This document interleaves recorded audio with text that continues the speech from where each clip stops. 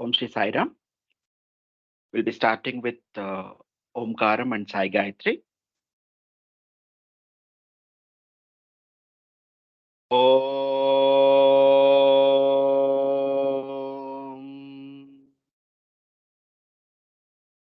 Om.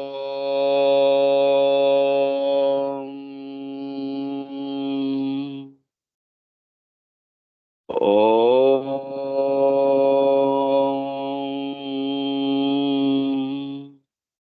Om Saishwaraya Vidmahe Satyadevaya Dhimahi Tanna Sarvah Prachodayat.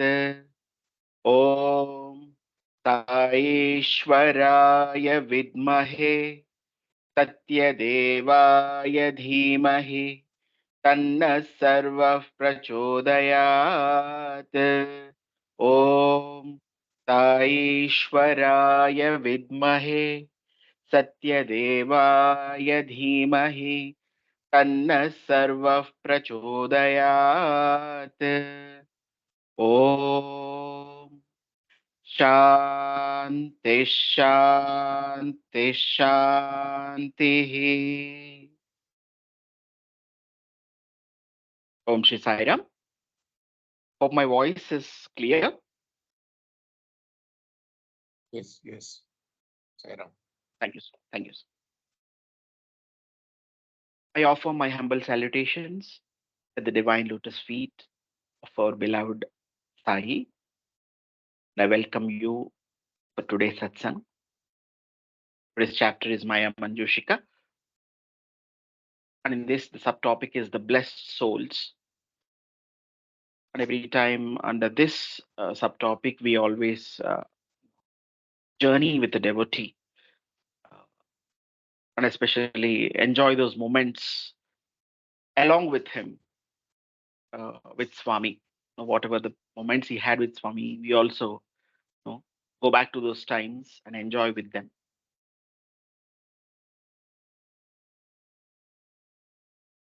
Is it necessary to search for God?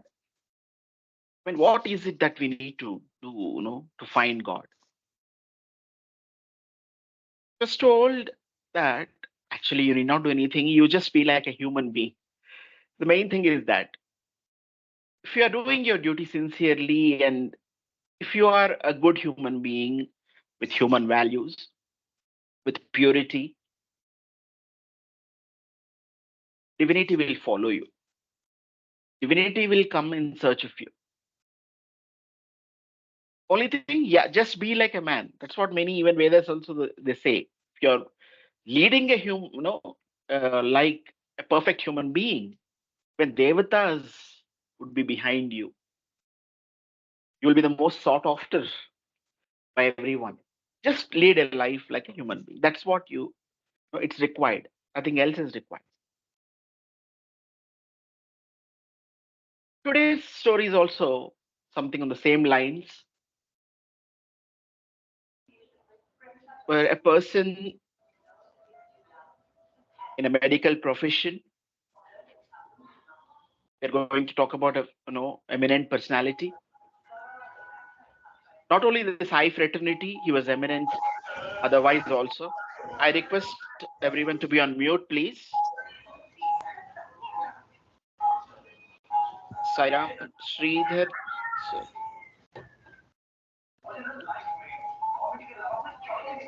just a minute.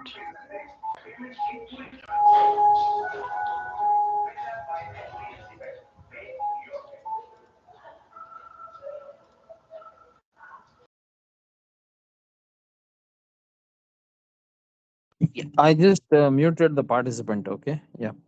yeah.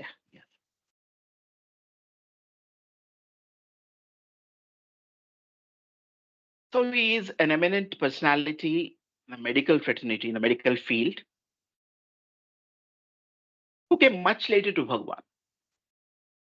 I mean, after you can say post his retirement, also he worked, and after that, somewhere in between, he became a devotee and came.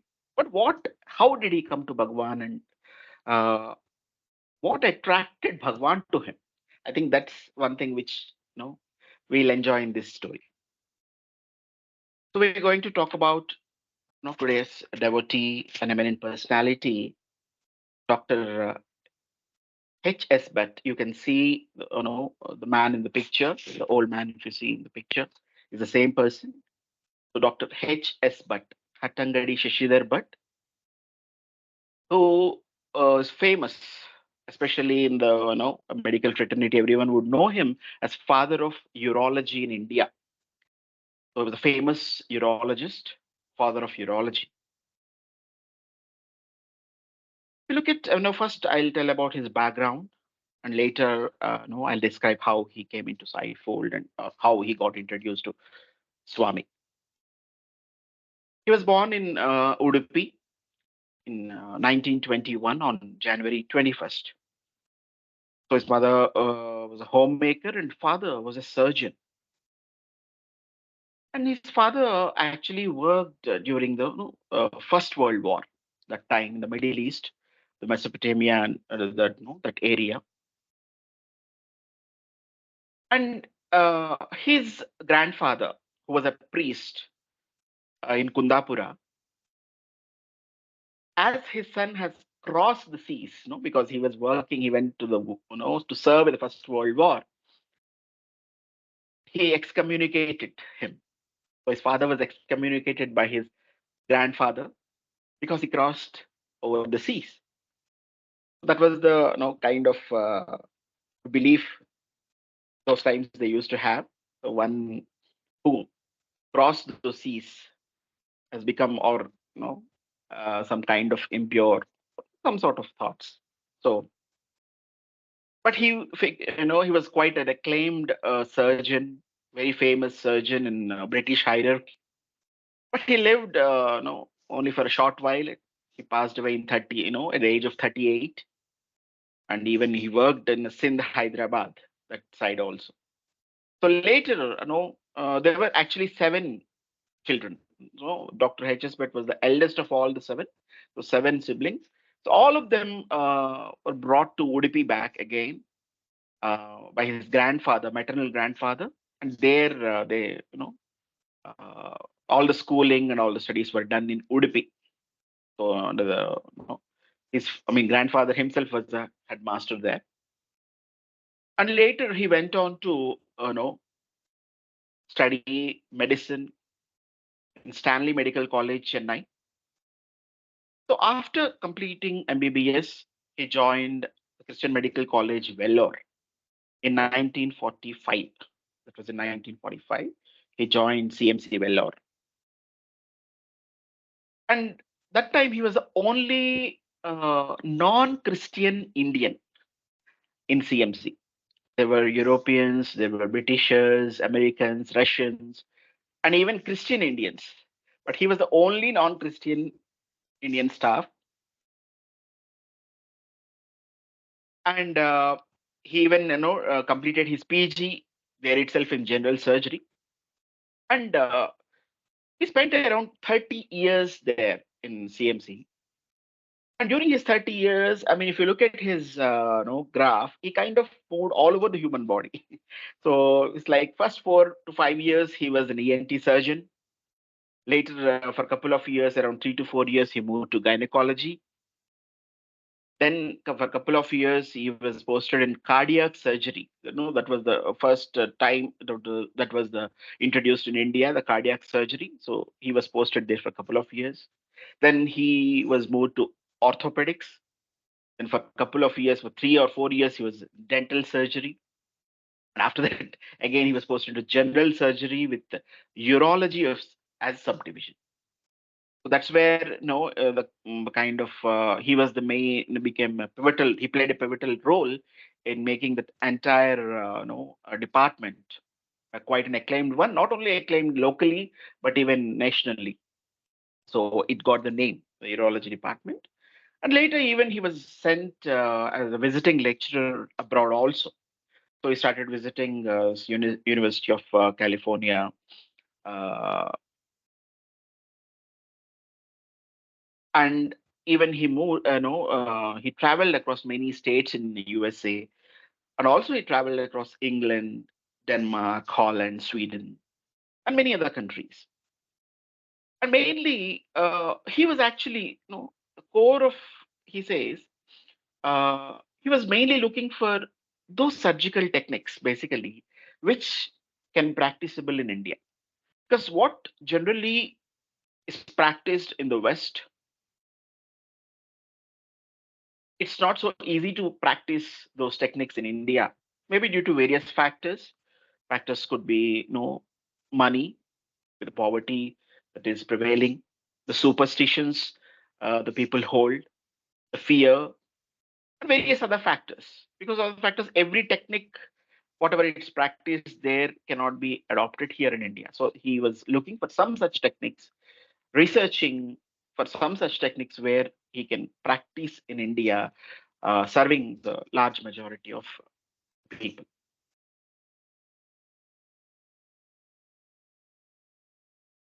And like that, he continued till 1975 in CMC Vellore, and then he moved to Bangalore. And all the while, I mean, almost all the entire career, they were in only Christian missionary hospitals. He says that those days, I mean, he was quite influenced by the kind of values they had and the kind of how the nursing care, the quality of nursing care, not just the quality, even that the feeling with which they used to serve the patients, uh, that the attitude with which they used to serve the patients, that influenced him most. So he even says now you should treat patient as someone related to you, if not very immediate relative or so a blood relation, or at least some distant relative. You should treat patient like at least distant relative, so that you can show a little more interest, a little more attention goes into the treatment, and that kind of shows a great results. That's what he says. And there cannot be two standards. He learned that in treating there cannot be two standards. Whether it is a prince or a pauper, should be treated equally. So this was like he says most, that was the kind of values uh, that have got imbibed in him, or quite of influenced by those hospitals, Christian missionary hospitals of those times. Because he says large extent of this was just a spirit of times. Because later when he went to the same hospitals, he found quite a lot of changes. It was quite diluted the way they were treating. It was most he attributes them or ascribes them to a kind of spirit of times. But yet he didn't leave that, those values all through his life. Even he says advancement in medical technology has come today. I mean, no, of course, it has increased the cost also. Probably it would have made things, quite sophisticated, or probably reduce the time and all, but that's fine. But mainly he says that the human touch, the human, the kind of, that helps, it kind of plays a maximum role in the recovery of patient. He says if doctor kind of creates an impression to the patient that he's really interested in his recovery, it is going to show tremendous results. He says it's an undisputed fact. If he shows that yes, I'm interested in your recovery, I'm really, I want you to recover, I want you to come out of it. If that feeling, if patient observes in doctor's eyes that confidence, that positivity, he says that plays quite a lot of role than just medicines. If you're getting the best, advanced medical technology, advanced everything, that can play to certain extent, but he says the major factor is this. He gives even quite wonderful examples also. It seems he came, I mean, in his own career, which he came across. So once when he was in, during his career in St. Philomena's, Bangalore, he came across a case where the person was having a severe headache. It was quite an unbearable headache, and they conducted all the tests. There was nothing serious at all. Everything was normal. All CT scan, everything was done, and everything was normal. But the person was, having, and it was actually becoming worse day by day. So he thought, okay, let me call that person and daily talk to him. That's what, let me, and talk to him something. That's how he used to, call patient daily to him after his regular, consultation hours. And he used to talk to him. He used to just chat with him. And he used to kind of show that, yes, I'm interested. I'm, slowly to reduce your headache. I'm really concerned about it. And even he gives example of, Rockefeller. Rockefeller also had some such of headache in his life, who was the wealthiest business magnate of all the times in American history. So he had a very bad headache for a long time, and finally it was cured by not a neurologist, but it was cured by a psychologist. So he says that's what it matters, no? So in this way, even he found that in this patient also, finally, it just went away. He had to only administer crocin, which is the cheapest medicine, and that's it. No, slowly it faded away, and he became completely normal because daily he spent the time with the person, showing that concern that I'm interested or I'm really concerned about your recovery, and that actually created wonders. And he has even seen them such cases even in Parthi also later. But later today he says, though medical field is aware of this fact that yes, this is a major fact, but they have become the part of the times, the part of this rat race, because they want to earn, and they don't even know why they want to earn. They want to earn and earn and earn. That kind of thirst for money has made them into, kind of lose all these kind of values. And he says that is actually creating a lot of complications in the lives of doctors and the lives of patients also. So even he says medical man is much more, dangerous than a tax man now. So it has become like that, a part of it. But it's an undisputed fact that if a doctor shows interest in the recovery of patient and creates an impression to the patient that yes, he is really interested, it shows immediate results, and also kind of spectacular results, you would say. So that was his uh, background and his values he held, and he was carrying on his life. He came to, even when he came back to, how did he come, come to Swami's fold? That's what we the next is. So when he used to, sometimes uh, kind of recommends surgery for some patients, whether it was sometimes gallbladder surgery or a stomach surgery or something, both in St. Philomena's and sometimes in CMC, he observed that couple of patients sometimes they used to say that, I need to get confirmation or I need to ask my guru. Only if he accepts, no, we can go ahead. So he used to say, and being a, he was not an atheist or agnostic. He always believed that, my job is to just cut. So healing is in a hotline between the God and the person, God and the patient. He says healing is still a miraculous thing. No one knows how healing happens till today. We just only do the cutting. Rest all, when we do the stitches, how it heals, even he says we don't know. Sometimes the dog which is open in the dust, when it has a wound, it automatically, gets healed naturally. But in spite of being kept in ICU and having an aseptic operation, also still the patient gets infected. So he says that healing is not in our hands, healing is completely in the hands of that supreme force. And I believe in that supreme force. There is something more.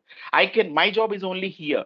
It ends here, and the rest, whatever that happens, that healing, it, it is generally taken care by the higher force. So he believed in that higher force.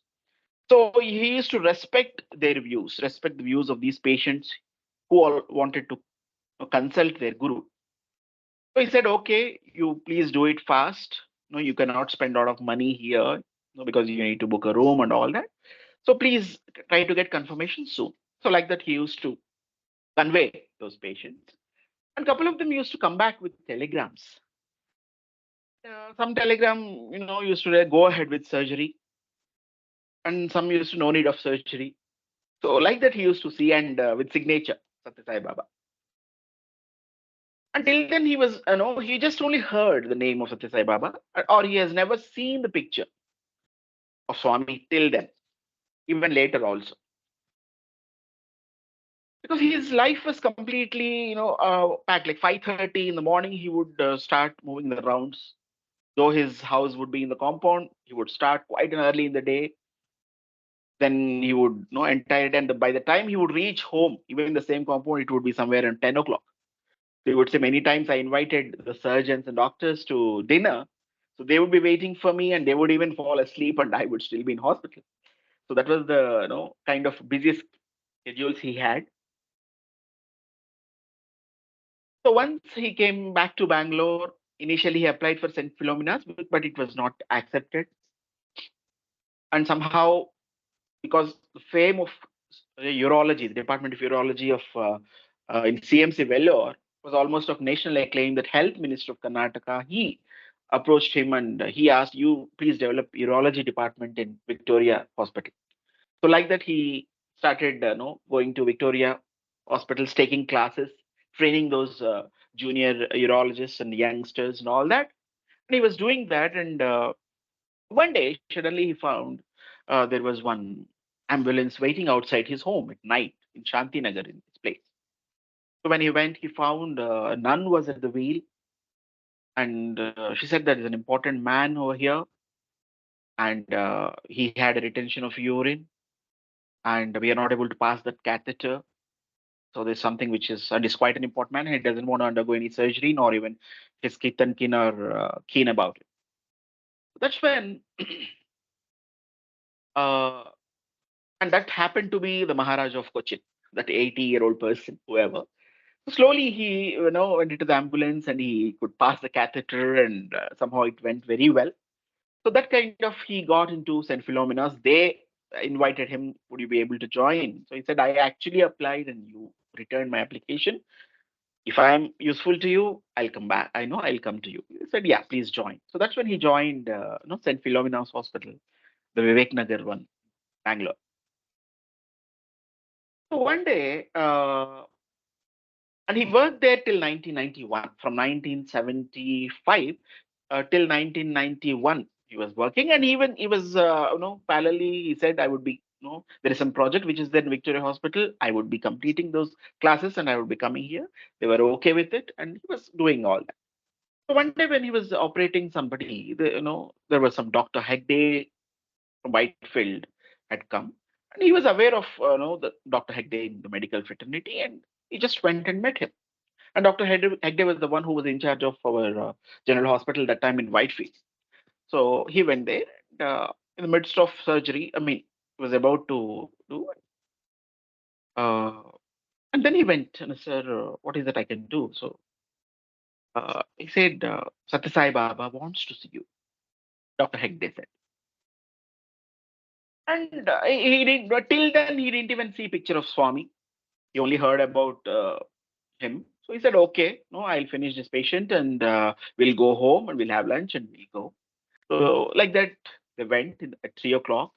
So that was around seven. I think it was in the year 1977, 78 that time.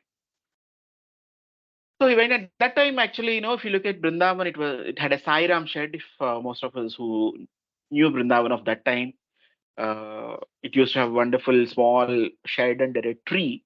I mean, darshans would be like, wonderful. You can say, I can, wonderful is a quite an understatement. Close darshans and proximate darshans used to happen in that Sairam shed.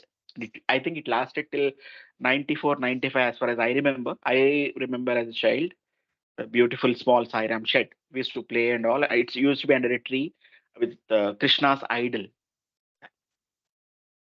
So that was the time, and he went inside. That time even Trai Vrindavan was also not there. Swami used to stay in that old bungalow of Vrindavan. So Swami, generally asked about some his welfare and every other things. Normally, he spoke normally. Then Swami suddenly asked, "If I give you vibhuti, will you take it?"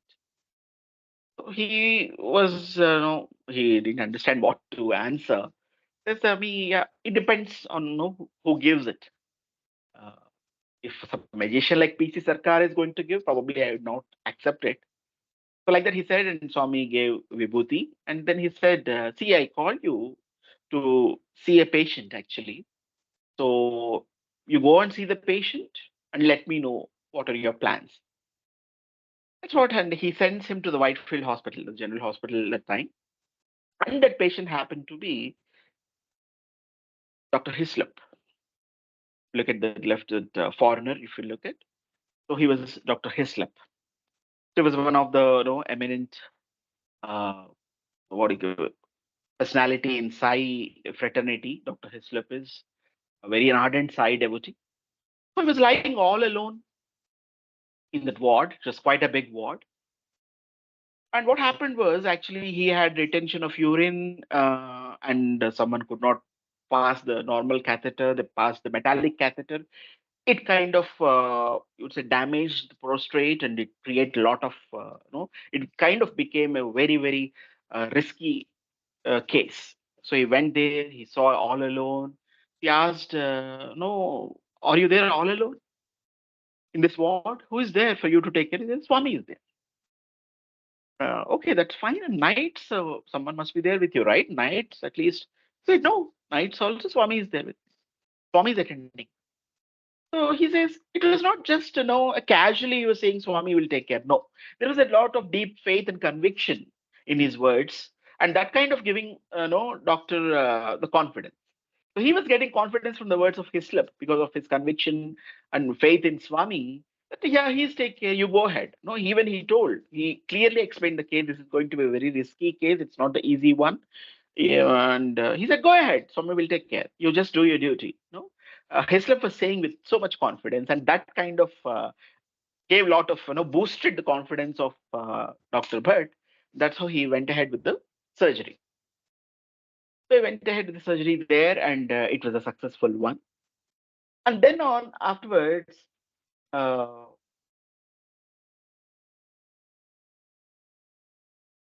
and it was like his schedule that time was, early morning. He used to, from Shanti Nagar, he used to travel Whitefield, and he used to see the, the post-operative care of Dr. Hislop.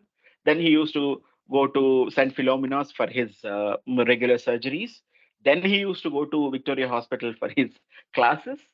And finally, at night, he used to reach home, Shantinagar back. So like that, his schedule was like that. And slowly, slowly, Bhagwan also started sending, his the next way, his patient he treated was Dr. V.K. Narasimhan. You can see the person with those nama. So he was also an eminent personality, a great personality as a journalist. He was a great journalist.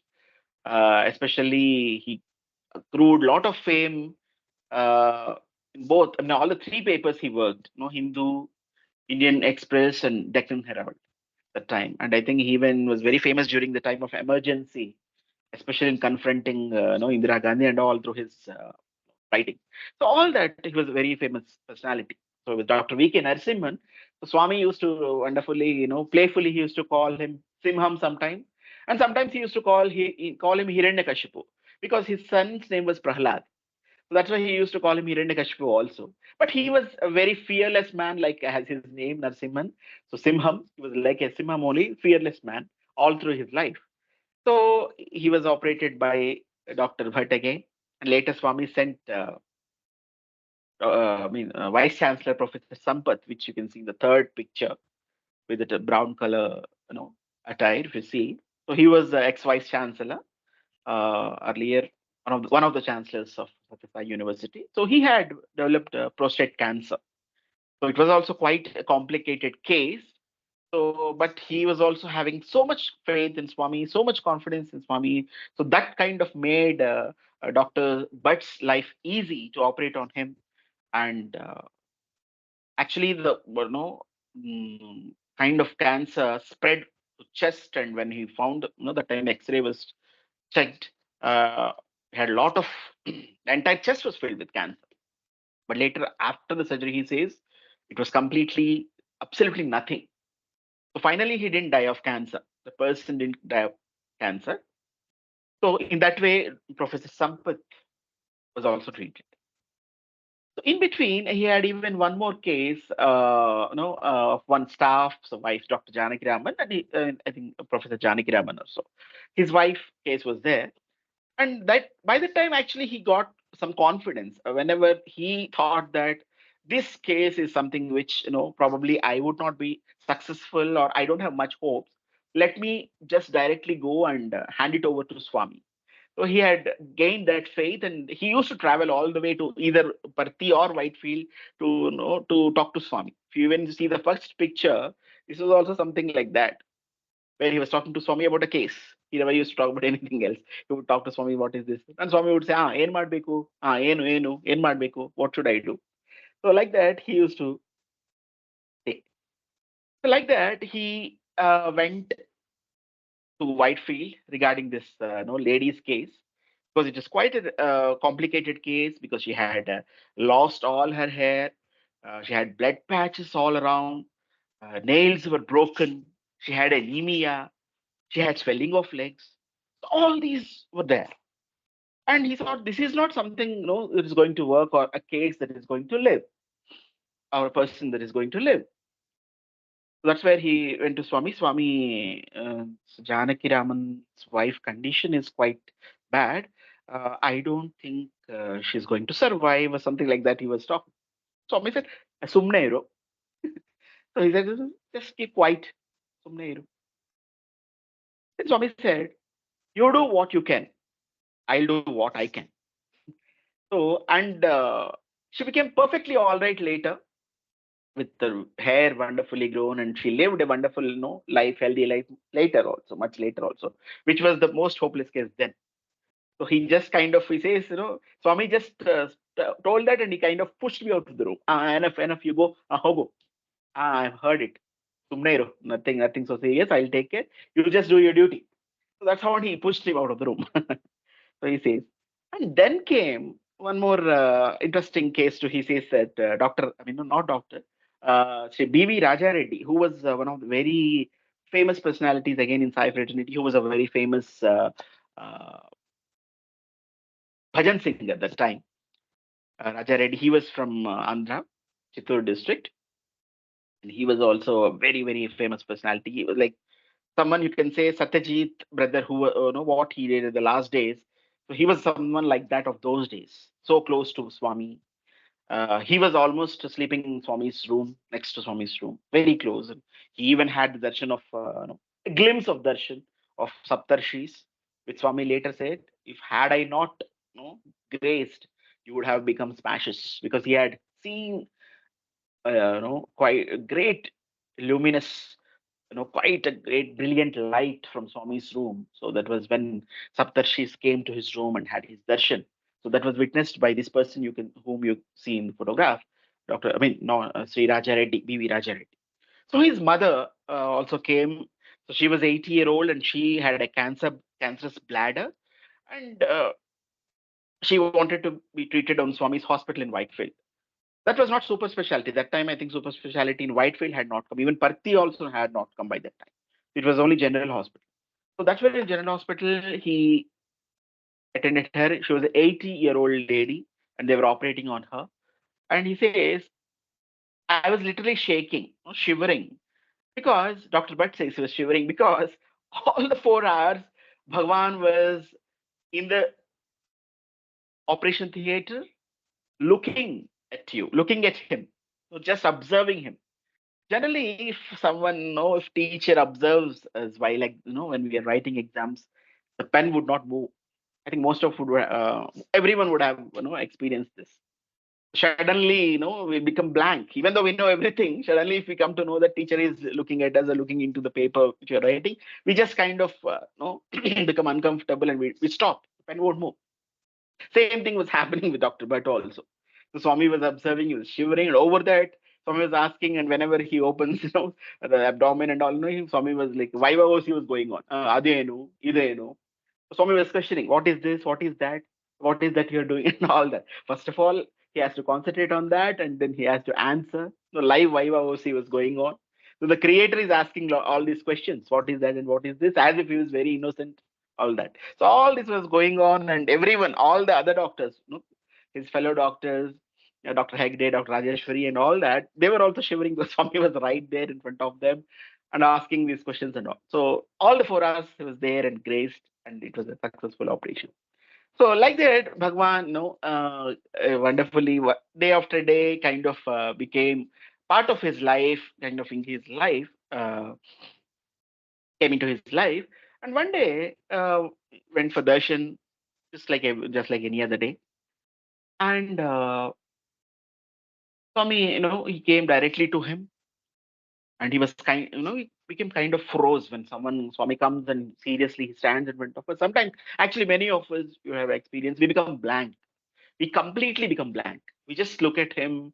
Many times we want to ask something, we even forget everything there. So he would only if his will is there, we can ask. That is also there. Even if we talk to him, also his will should be there to talk to him. So that is otherwise we'll just go blank. Probably we don't exist that time. No, we just become one with him. It is an experience by itself, I think. So he also had similar experience. He became froze, and Swami created Vibhuti and gave him. He went all the way to his wife, and Swami told his wife, "I'm coming to your home today at 3 o'clock." So, and she was like, she also was kind of froze. She also didn't understand what exactly. Swami just told that, and he went. And she was like froze, and the lady next to her kind of nudged her, Amma, what? It is like already 9:30, 10, and Swami said he's coming to your home at 3 o'clock the afternoon, and you're blinking your eyes because she was completely no, she went blank because something like if relatives are coming only, we just froze. Understand if Swami is coming, that too out of in short notice, what would happen to any person? Suddenly they found out what exactly are the procedures, what is the to be done if Swami comes to home. They found out they got some carpet from Jayanagar and they were staying in Shantinagar, so all that. And they even asked Swami, can I invite, no, are you coming only to visit our family or can I invite all our neighbors who are some medical, from fraternity, some surgeons and all that. So we said, yeah, you can call all of them and all that. And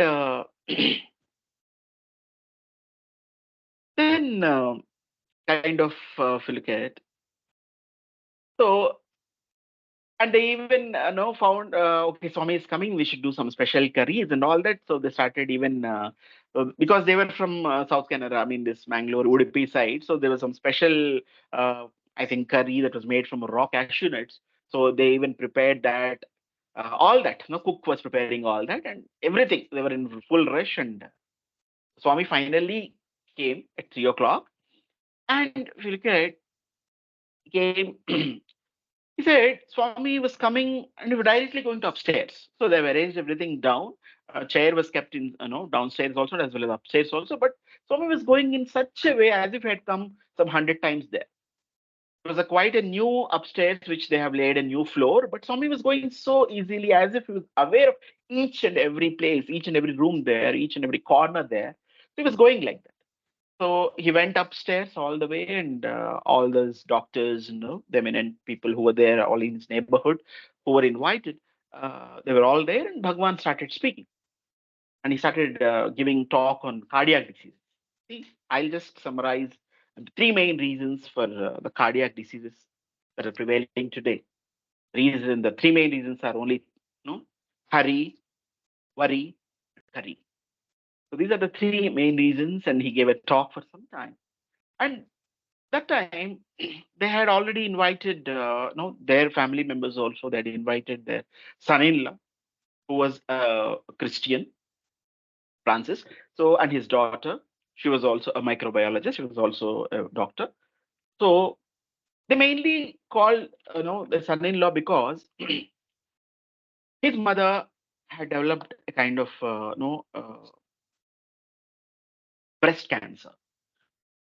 And I mean, she kind of had, I mean, it kind of went so advanced and became ulcerous and, kind of even started, she kind of started emanating some foul smell, bad smell also whenever she went into kitchen and all. That was observed by her daughter-in-law. And that was, she was taken to Apollo Chennai, and there she was found that the oncologist told her already it is quite advanced. Now nothing can be done, only chemotherapy can be done. It has crossed all the stages because almost it was so, she says that uh, the rib was exposed to that extent. It has grown up, it has become advanced so much. So so that whether no Swami would bless or tell something in that thing, actually they invited, with that intention they invited their daughter and son-in-law. So they also came. After all this talk and everything with the doctors and all, suddenly Swami called this Francis, come, come, come. Suddenly Swami said, do you know that everything on your body belongs to your mother? His eyes, nose, ears, hair, bones, skin, etc. Everything belongs to you. Nothing is of yours. Everything belongs to your mother. Nothing is of yours. Nothing belongs to you. So treat your mother gently. So whatever may be the state of disease, she is your mother. You should treat her gently. And later they found out why Swami spoke like that. Because actually, she was suffering from this disease, and because it's quite painful one, and she couldn't sleep, Papa, with with all that pain. And in the midnight, around 2 o'clock, 1 o'clock, she would get up and she would ask something like a cake, idli, something. When she feels. And that time, probably in everyone would be in sleep, and probably in a sleepy, eyes, and little, he would have been little rough to her while saying that. Oh, today, please, ma'am, I'll get you tomorrow. You just sleep. Probably he might have been little, rough or so. That's where Swami, picked that point, and she said, no, no, treat her gently. You should not, because nothing belongs to you, everything belongs to her. Then Swami said, I know what she has got.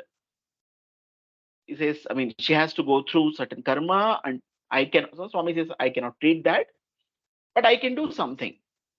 She can live happily with that, no, without, she'll have, but she'll not have pain. But that ailment will not go, that disease would not be vanishing, but I'll do something. She can live happily as long as she lives. So that's when Swami created what? Lingam. And that lingam had three veins, red, green, and blue, all the three veins. And Swami was explaining to all the doctors over there and everyone that importance of each vein and all. And Swami gave that lingam to his son-in-law. And Swami said, see, daily at 7 o'clock in the evening, just dip it in water, no, just wash it with water, abhishekam, do abhishekam, and with that water, you give that water as them to your mother. Uh, and she was actually a devout Christian. She was a wife of a pastor also. So she Protestant Christian. Normally they would not be easily taking all these things. So Swami said, yeah, she may not accept, but you need to convince and give her. So that's how I mean he went and started giving her. I mean, it started giving her so much relief that she started asking daily for that. Give me that tirtham, tirtha. Give me that every day 7 o'clock. She would remind for that tirtham. So every day they started giving, and it kind of became.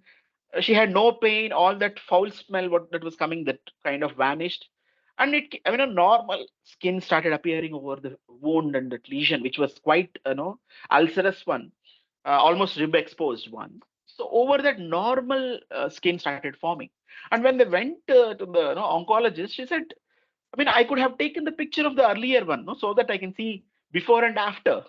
This is like, it looks quite normal, as if nothing was there. It was normal skin formed over that, and everything is so normal.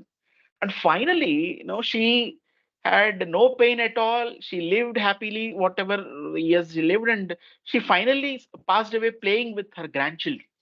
So that was that was what she was doing when she left her body, playing with her grandchildren. So peacefully, so happily, she left the body.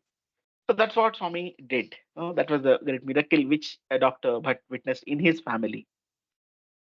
Uh, so that's when it happened there in that. Then Swami went to kitchen directly. They prepared all those dishes and the special dish of the raw cashew nut and all that.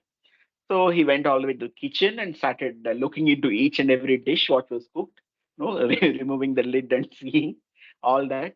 All those the playful person he is. So he does all that and he blessed the cook. And he came and he started speaking to everyone in the hall. And he kind of remarked Dr. Bhatt's wife, Prema Bhat, as an absent-minded professor. So no one could understand why actually Swami told that. So later, when during, when everything was over and when they were about to give Aarti, she found, they found that she forgot getting matchbox. So Swami produced matchbox, and that's how it was. But that was not the reason. Actually, he told the absent-minded professor. Later, they found out that this special curry they have made out of these raw cashew nuts, it was no, Swami has seen in the kitchen, it was not on the table.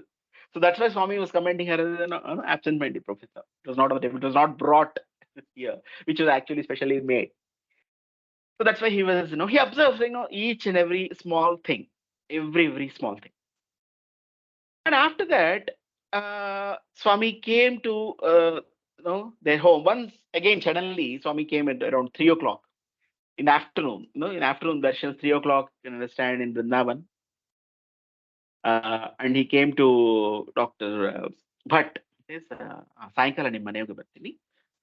I'm going to come to your house in the evening. You drive me down. He again became frozen. I'm very bad driver. All this while I had only second-hand car, and somehow I managed this thing. I never had. I'm not a good driver by himself. He never had confidence in his driving skill.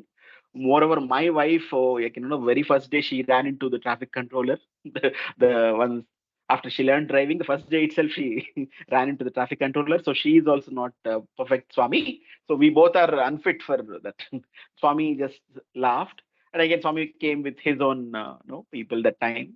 Some, I think, Radhakrishnan or Balram were there who used to drive Swami's car, and Swami came along with that time Dr. Jogarao, Colonel Jogarao, so who used to take care of all the needs of Swami, like Chakravarti sir used to take care much later.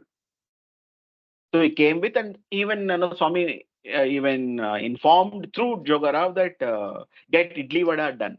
So I want to have idli vada today, so get it. So they prepared even idli vada. So that's when Swami came. That was the second visit. I think probably that was in 1991 or so. So that's when Swami said, "See, I am going to build a hospital in Parthi." And Swami spoke about the hospital, everything to them, all the things what he's going to do and everything. It's 1991 which he opened. And then Swami said, "You both are coming with me." He didn't even ask whether you want to join this one or you want to, nothing. He said, "You both are coming with me." So, so they felt so wonderful. That Swami, they did not even apply anything. And he says, after coming here also, Swami used to say that, no, I brought them with me. I brought these two with me. So like that, he used to say, they started the department of urology, which became quite acclaimed in Parthi. Prashanti also in Super Speciality Hospital there also, and his wife. Uh, she was also microbiologist. She started the department of microbiology there, and it kind of flourished. And they were quite, they have played a pivotal role in establishing uh, their respective departments. And it's not that their personal life was a cakewalk, as if they didn't have any kind of trials and tribulations in their personal life. They had a lot. They had a lot. Even if you look at Dr. Prema Bhatt's life, she had 4 cesareans in her life. Normally, they say 2 cesareans itself is a great thing, but 4 cesareans she had in life, and she was quite, whenever gynecologist herself said to more than two, it is very risky. He said she was quite bold, and she said, "Go ahead, you do whatever it is to be done, and I'll take care of myself." So she had hysterectomy. She had 2 attacks of diphtheria, and as a student, she had a very fatal accident when she was studying in Vellore.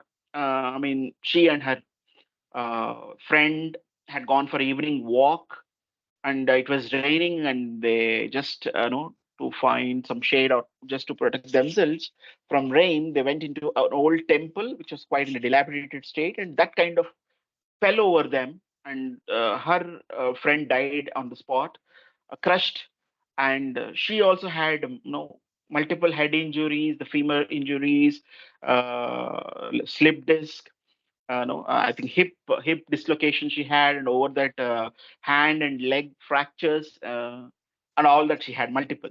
So which even later she used to find, her walking also uh, tough. Look at the, I think the photograph is not clear. You can look at her in this photograph. So she had even attack of heart attack. She had for a couple of time, two attacks I think, and again she was hypertensive, diabetic. She had two attacks of liver disease, and she became paralytic for some time. All that she went all through that in her life. So, and she was doing her duty as a doctor. She was eminently doing her duty, and that's what I mean. When we look at all these things, probably, is there anything in our life to complain about? A person is so eminent. He's, I mean, her professional life is only so occupied, and understand after facing all these things in personal life, I don't know what kind of faith they had in Swami, and which made them handpicked by Swami. I think that is itself is that shows their, I think, the magnanimity of their characters, the devotion. And after he says, Dr. Bhat says, he even observed, he says, after coming to Parthi, it's like his life became quite easy, because earlier, when certain case was there, I used to pray to some supreme force. Here it is not like that. I can directly go and talk to. So he would directly go. He would stand in darshan line, and he would directly, just like in the first photograph you have seen, he would directly ask Swami, Swami, this is the case. Swami would say, ah, ಏನ್ ಮಾಡ್ಬೇಕು? What should I do now? ಏನ್ ಮಾಡ್ಬೇಕು? Swami said, please take over, Swami. I cannot do, my this thing is over. My job is over. So please take over. So like that, many cases he had seen after coming to Parthi also, where he could directly go whenever he thought that he would not succeed, or likely not succeed in that particular case, or most unlikely it was for him, or like that, hopeless for him, he felt, he would directly approach Swami, and he would say, Swami, please take over. And he used to observe immediate results also. Once he would say that, once he would hand over that file to him, that Swami take over, he used to see the immediate results, next day. What happened with one of the some devotee by name Subhamma? She was a mother of some, I think, lecturer in college. So she had a very unique or a peculiar disease of, she used to bleed a lot, like almost, he was telling that they had to give her 180 pints of blood, quite a lot. So she used to sometimes pass the blood motion, and the hemoglobin used to drop from 11, 12 to 3, 4, and they used to give some 10 to 12 bottles of blood. It was like that. So, and no one could find the reason for the bleeding also. They tried. She was operated around 5, 6 times. And once he even called his son-in-law. He was gastroenterologist. They went in and they started operation around 7:45 in the evening till 11 o'clock in the night. They did operation, and they also found probable certain area to be the intestinal part, and they've removed quite a lot of it. Maybe that could be the cause of bleeding, and that actually stopped the bleeding. But she started off kind of developed one peculiar thing, like she started vomiting everything, even water.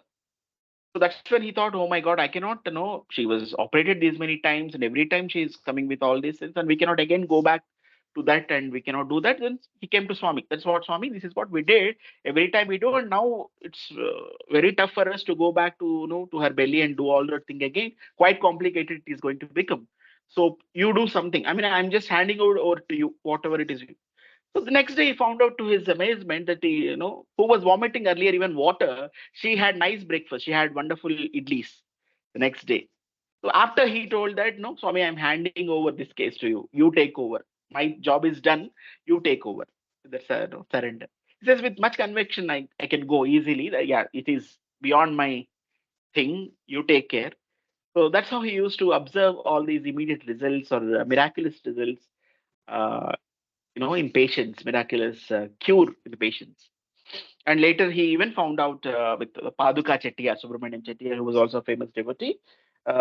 He also had kind of developed, cancerous bladder, and his case also came. And then he asked Swami, this also seems to be quite a complicated case. What is it I'm supposed to do? Swami said, you don't do anything.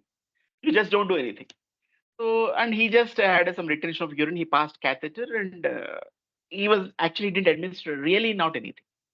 And he had lot of, he developed cancer all over his bones. This person you see in the photograph, and Swami just, whatever 6 7 years he was with that disease, and absolutely painless.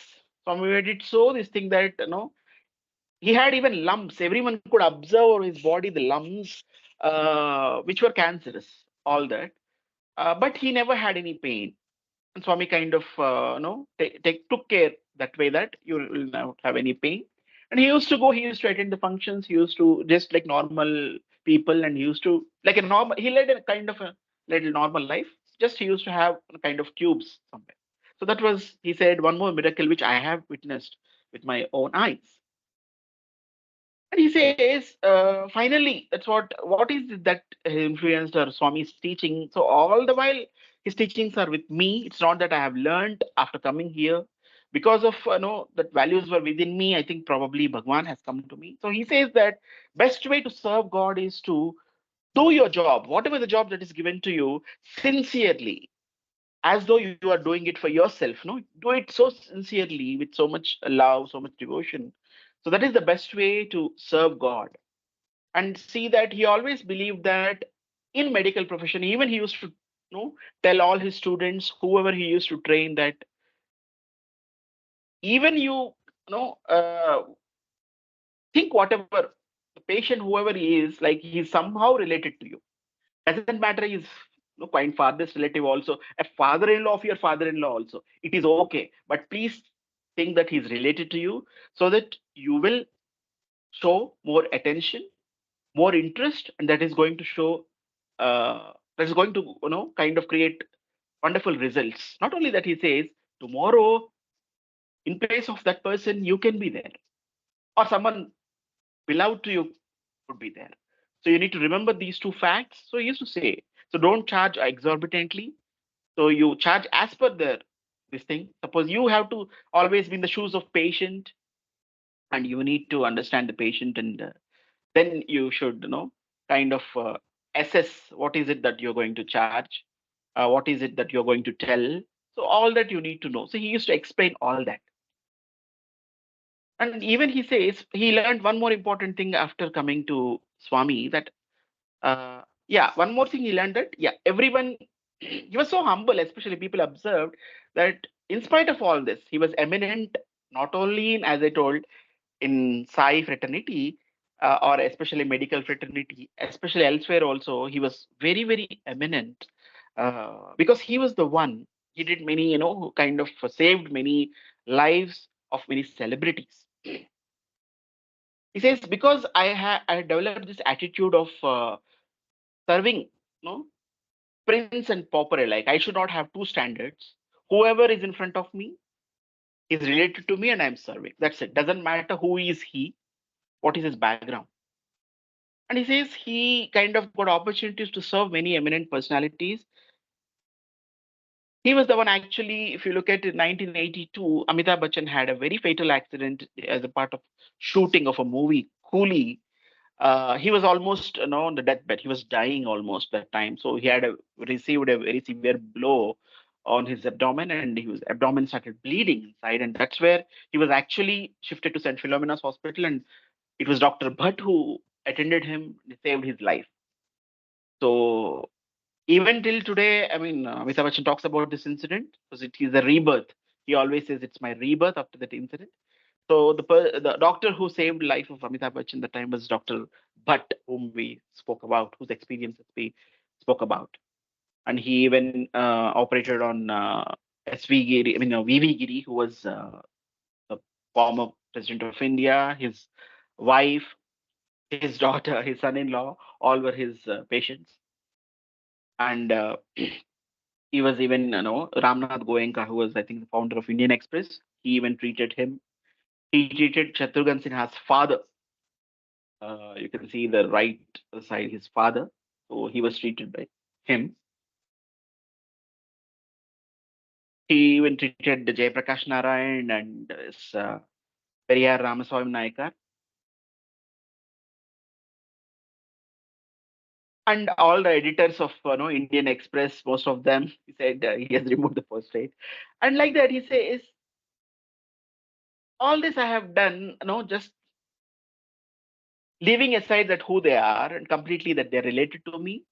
So that's why I was successful. And it is very, actually, he says it is kind of a rebirth to me, especially operating of such personalities, because somewhere physician can say that the patient did not take care of himself properly, but a surgeon cannot say so easily. He's being observed by 10 more people. So he cannot escape easily that no, it was a mistake of patient or patient did not take it. So each and everything is so observed. So it was quite a lot more responsible as far as surgery is concerned, but especially operating on these personalities and still being so humble.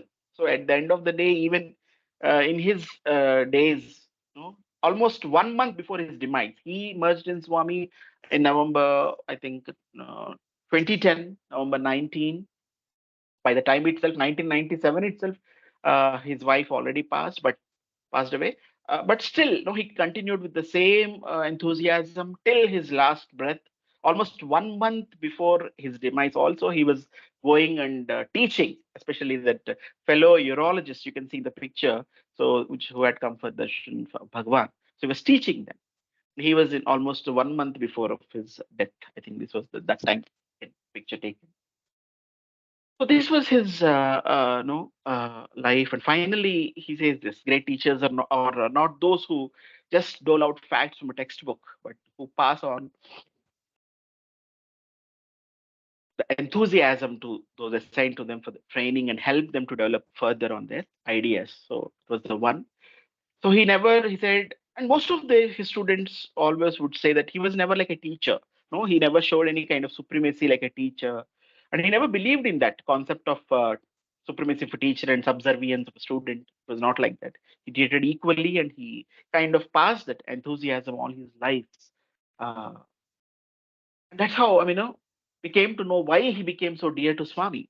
So coming dear to Swami, as he said, he only believed in the value is do your duty sincerely with so much love that you're doing it for yourself. That's what he believed in, and he never had any standards. He had that always that feel or connect with his patient, and that's how and he never ran after money.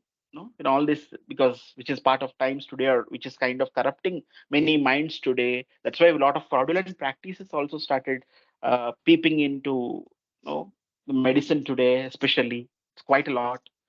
All these because if you look at such lives, at least some of today's doctors also should get inspired, at least to a certain extent, so that that's all that uh, what do you say, that corruption or whatever that is prevalent today, especially in the, of course it is prevalent every in all the fields, but still medicine is such an important field which is going to save the life of a person. If that is corrupt, then we can understand what could be the consequences. We are already seeing the consequences. So if we can take inspiration from such souls, not only that we lead a wonderful life, or we become close to human beings, we become much closer to God. That's how he became close to Swami, handpicked by Swami, and till last breath serving Swami. And what a wonderful life it is. So with this, I close my today's talk. Now it's open for the forum. You can share your thoughts or any observations or anything which any questions you've had in this talk also. Thank you. Saira.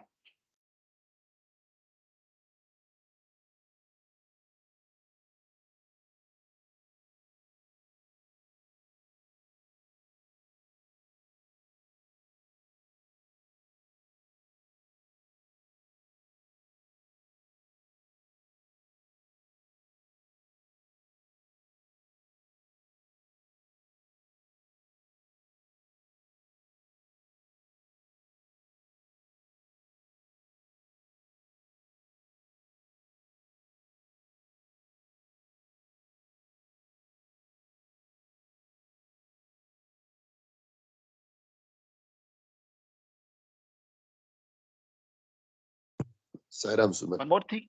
Sairam, sir. Sairam. Yeah, go ahead. Go ahead. Yeah. Actually, I planned this at the last week, but somehow it could not happen. Swami wanted it to happen maybe in the eve of Christmas, because the person we spoke about, he got that spirit of service through, especially his, the missionary hospitals, Christian missionary hospitals. He worked in, maybe the spirit or the service attitude he had got from there, I think. So that's where we spoke about more Christian missionaries in the background there, and also about his, mother of his son-in-law, who was also devout Christian, whom Swami saved, and she even started taking the Tirtham. Swami shows that oneness of all the religions. I think maybe his plan, maybe to it must happen just before Christmas. I don't know. He does it all this. I don't feel that there are random events. It's all his will, because I was planning this for last week, but it couldn't happen for some reason. He made it this week, maybe just as a tribute or as a Christmas gift for all of us. I just want to tell this. But yes, sir, please.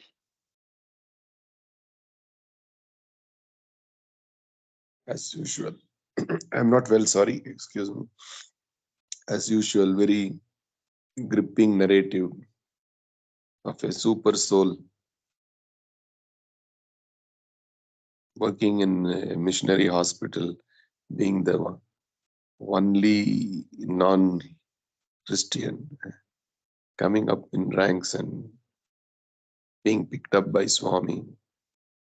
And it is his values which has driven him to that distance, and treating prince and pauper as same, not being bothered whether the person is a celebrity or an ordinary person.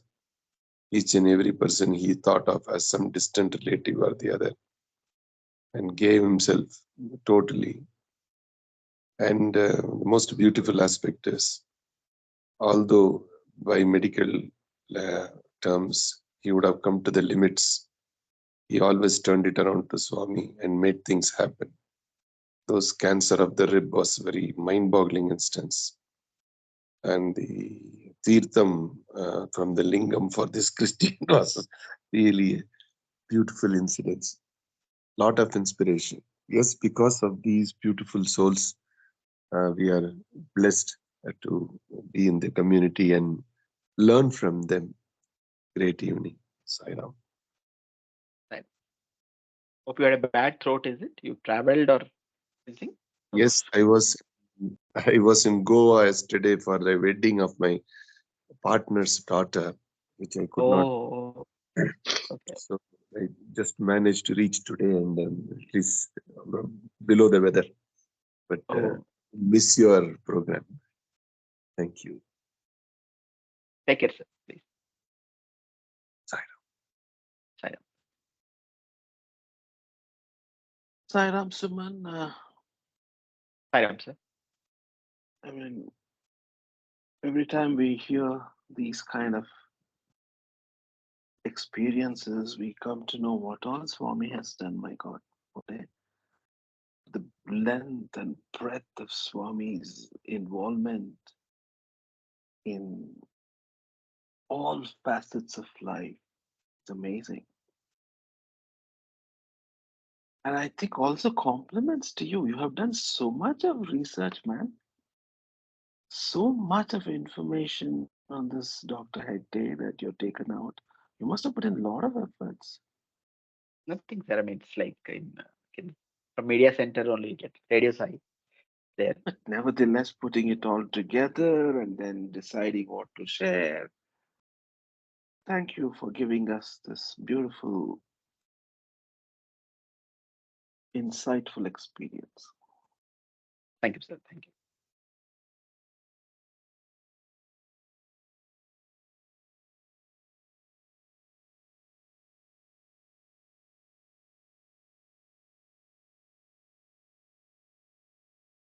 One more You know, main the thing he learned gentleman, was yes, sir.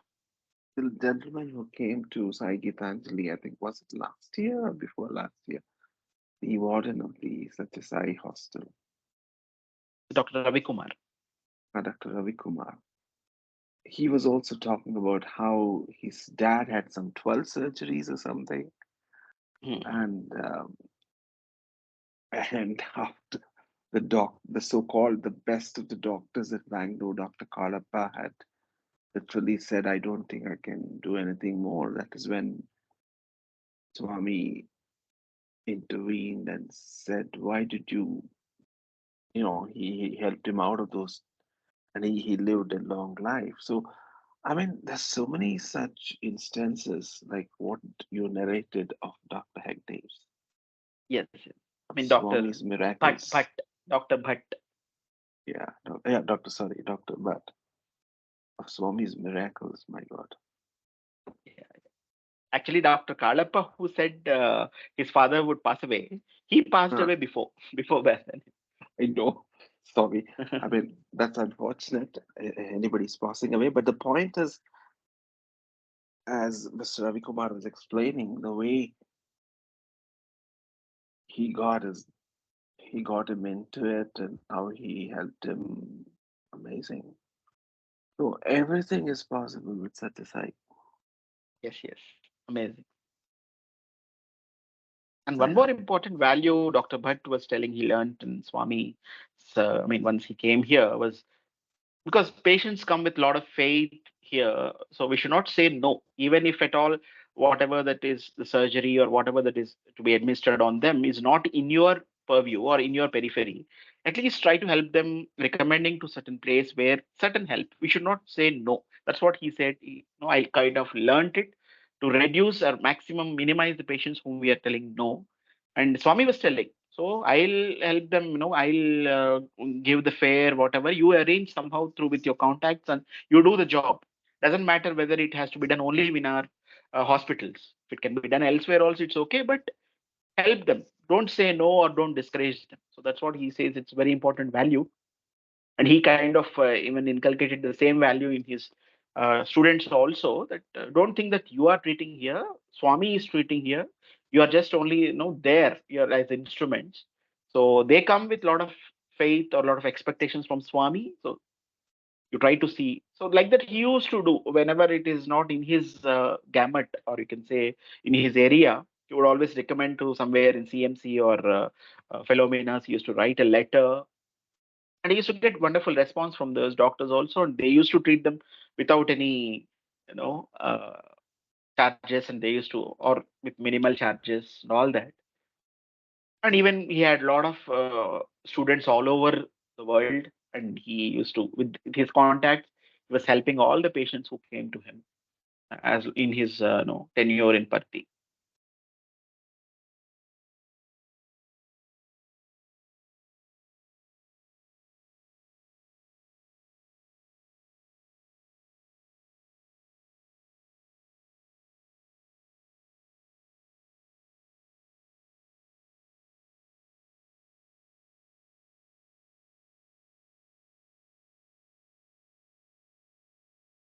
Any thoughts or questions? Any more thoughts or questions, or any points we can discuss here?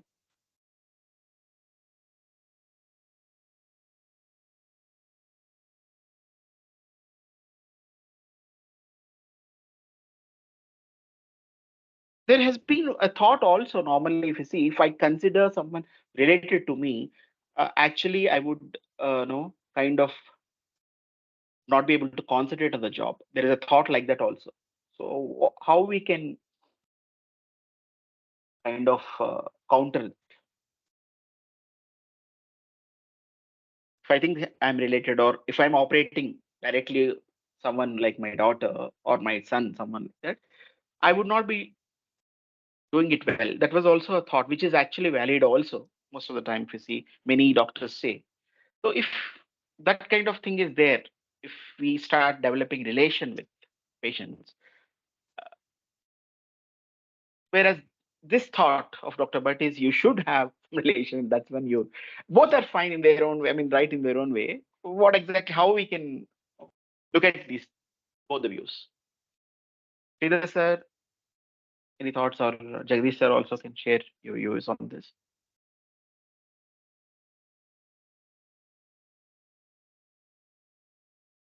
Yeah, that's a very interesting observation. In fact, I had the question coming up in my mind. But uh, from the perspective of our Swami's teaching, Vasudeva Kutumbam, all are one, be alike to everyone. Unity is the first principle before purity and divinity can be developed. It is in that context. You see, we have so many conditions in mind. We are conditioned to think differently in terms of caste, creed, color, religion, nationality, and all that. We may sometimes be too strong on such views and may not give the help that is required. But for a doctor, uh, everybody is his, and he cannot discriminate on any of the other perspectives. It is just that he's supposed to give medical relief and medical care. In that context, what Dr. Bhat said makes a lot of relevance. Yes, there is a conflict of interest when you come to um, do a surgery on your own son or a daughter or a father or a mother. That's where the medical fraternity always call for other doctors to do it, so that Yes. the emotional disturbance can interfere into the quality of the deliverables in that context, not otherwise. Yes. That's all. Maybe because of attachment or so it comes, I think. Yeah, Because yeah. that emotional connect. Yeah. The emotion can bring in a fear that Mm-hmm. bring down the Right. quality of your work. The fear is the greatest Exactly. enemy of Yes. humanity. Mm. Wonderful.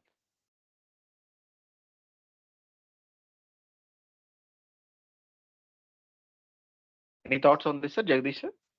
Anything you would like to say on this?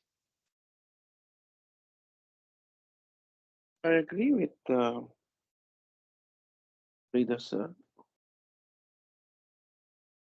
Fear is indeed is a very powerful emotion, and it's very true, and it is live for all human beings Mm, because mm, God has made all these emotions for all of us to experience. There's nothing good or bad about it, but it's an emotion. mm, And as Sridhar has said, doctors normally try not to do anything, especially surgeries and or even treatment mm. for their kith and kin. They normally get Family one of members. their Yeah. friends to do that. Correct. That's the normal case. It's more because if they really have this fear, they can't treat anybody at all. So they go on faith. And in Mm, fact, I remember my mother's doctor had a little saying on his table. It said, "Your confidence helps me cure you." mm, That's what the doctor had a mm, saying on mm, his mm, table. mm, mm, mm, mm, So they come with a certain confidence, they come with a certain faith, and the mm, doctors work on that faith. There is no attachment because you're one of the many patients they keep seeing. They're doing their mm, profession. But when it comes to kith and kin, that fear comes in more than the faith. mm. So I think, I think because of attachment or so, that emotional thing, yeah, bond. which is normal, right? Mm, We mm, human mm, beings, we are subject to when it comes to certain relationships. So mm, to be dispassionate there is not easy. mm, mm. So I think that makes sense. Yeah. Same two views which we have seen in that movie, Munaba MBBS also. This is the same two views from the doctor Mm, as well as the, the protagonist. These are the two yeah. views actually. In fact, they have done a lot of research also where for some patients they've just given what is called as dummy pills, True. which has no medicinal Placebo properties. effect. Huh? Uh, And they've Placebo effect. placebo. Correct. And they've administered and they've got cured. Can you believe it? Exactly. Because Exactly. because some patients, they're you see, the world is so full of variety. Some patients just want someone to listen that they have so many problems. When I most of think that's them what is self. happened in. True, true. So faith makes a huge difference. Mind makes a huge difference. The Mm, pleasure of pain again is a creation of the mind. mm. Even That in this faith, story, also we have learned where he says, no, the headaches he cured just by talking to them, yeah, not yeah, yeah, no administrating. Yeah. it helps. Actually, healing happens from within. Yeah, Mm, Doctors mm, do not heal. Doctors just mm. manage the ailment and allow Yes. the body to heal. And Mm, for the body to heal, the mind is a great support. Faith brings quick healing. Fear and mm, doubts make the suffering that much worse. More often than mm, in this corrupt world, we also see some patients having doubts about the doctor. mm. Vaidya yeah. Narayana, we need to treat the doctor as God and believe and surrender, and then Swami takes over. That is how I Yes, yes, yes, life. yes. Yeah. I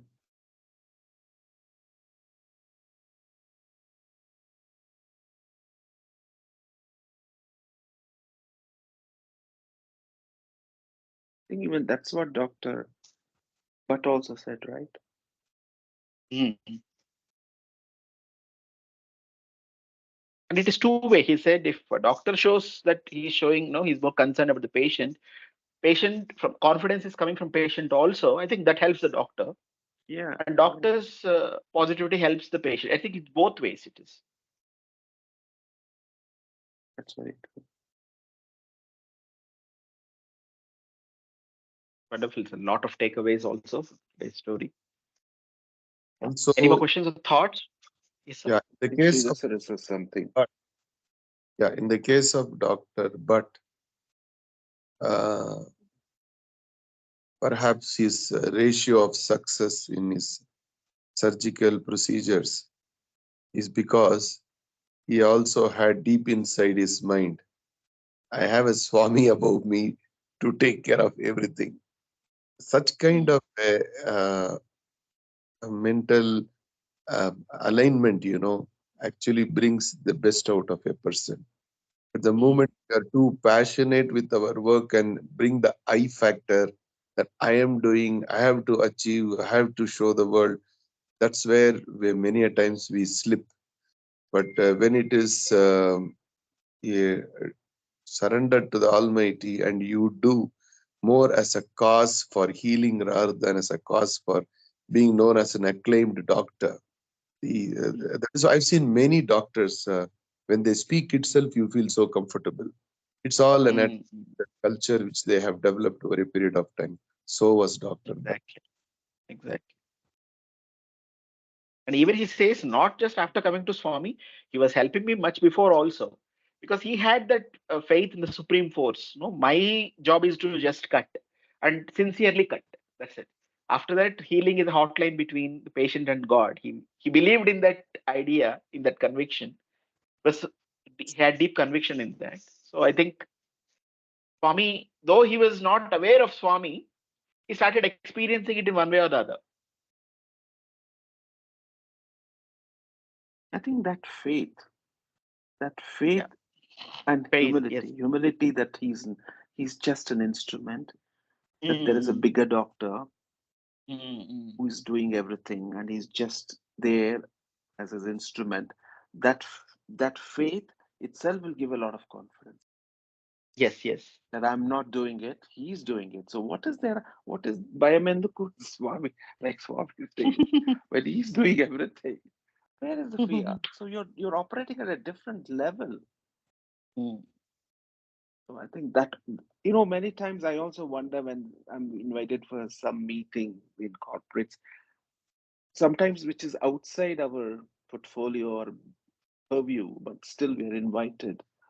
So I keep wondering, why am I here? Why? why have I been invited for this? Swami, why have you brought me here? And I find afterwards I have contributed quite a, I mean, Swami has contributed through me much more than Mm, what I thought I could really.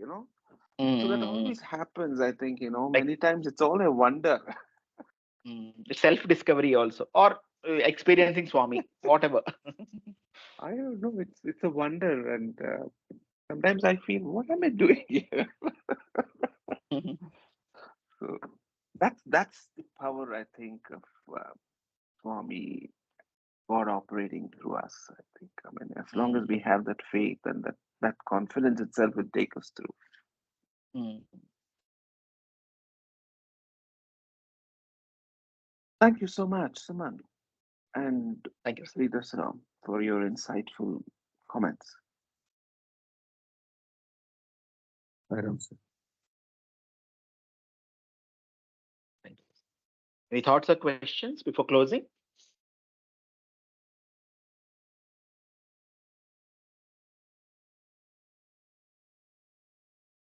Thank you very much for this wonderful evening and for patient listening. We close this session with Asatoma. Asatoma Sadgamaya Tamasoma Jyotirgamaya Mrityorma Amritangamaya. Oh, Shanti, Shanti, Shanti. Samastaloka Sukhino Bhavantu. Samastaloka Sukhino Bhavantu. Samastaloka Sukhino Bhavantu. Om Shanti Shanti Shanti. जय बोलो भगवान श्री सत्य साई बाबा जी की Bye. जय. Thank you all. Merry Christmas and Happy New Year. Merry Yeah, Christmas. thank you. Madam, Thank you. sir. Bye now.